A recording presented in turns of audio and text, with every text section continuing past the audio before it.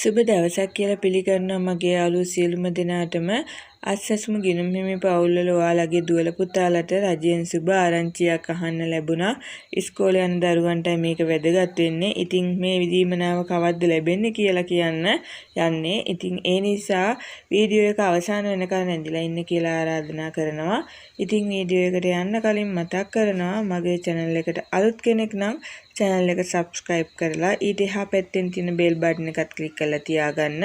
එතකොට තමයි ඔයාලට පුළුවන් වෙන්නේ මම දාන වීඩියෝ මේ වගේ විශේෂ වැදගත් සහ රජයෙන් ලබා දෙන දීමනා ඒ වගේම සහන වැඩසටහන් ගැන වීඩියෝ කාටත් කලින් බලන්න. ඒ වගේම හරිම විස්තර දැනගන්නත් පුළුවන්. වීඩියෝ එකට like එකකුත් දාලා ඔයාගේ යාළුවන්ටත් මේ වීඩියෝ බලන්න share කරන්න.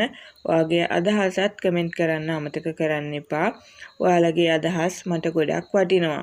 ඉතින් 2026 වර්ෂය සඳහා තෝරාගත් පාසල් සිසුන් පිරිවෙන්වල ගිහි පැවිදි සිසුන් හා සීල මාතාවන් සඳහා පාවහන් යුගලයක් ලබා ගැනීම සඳහා වවුචර් පත් ලබා දීමට රජයෙන් තීරණය කරලා තියෙනවා.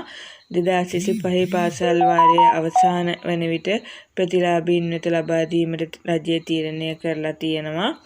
ඉතින් ඒ අනුව වවුචර් පත් අධ්‍යාපන උසස් අධ්‍යාපන සහ වෘත්තීය අධ්‍යාපන අමාත්‍යාංශය විසින් සුපසාධක ප්‍රතිලාභ ලබා දීම සඳහා සකස් කරලා තියෙන තිලිනපත් ජංගම දුරකථන හරහා QR අංකයක් සහිතව ආරක්ෂිතව මුද්‍රණය කරලා ප්‍රතිලාභී සිසුන්ට ලබා දීමට සැලසුම් කරලා තියෙනවා කියලා අපිට දැනගන්න ලැබුණා.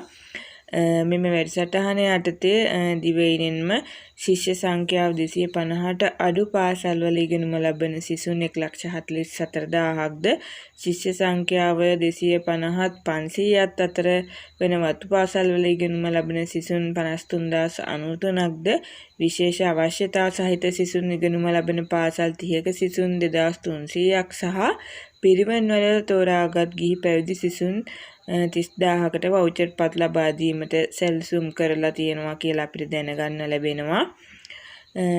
ඉතින් මේ වගේ වැදගත් තොරතුරු දැනගන්න ඔයාලට අපේ channel එකත් එක්ක රැඳිලා ඉන්න කියලා ආරාධනා කරනවා.